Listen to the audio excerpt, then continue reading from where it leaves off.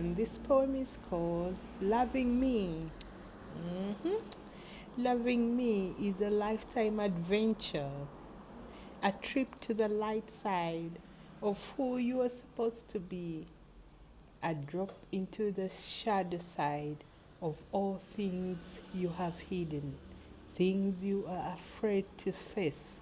I'm your mirror, a mirror to your soul, a reflection of your truth. What you see in me is an aspect of who you are. Look closely, my love. Gaze into the windows to my soul. See the reflection of you in me.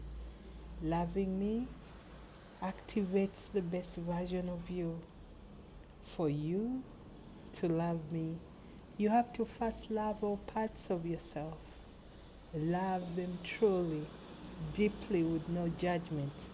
In me, you find you. In you, I find myself. Together, we are aspects of each other and the co creators of our reality. Yes, that is Loving Me from my book, Flying Without Wings.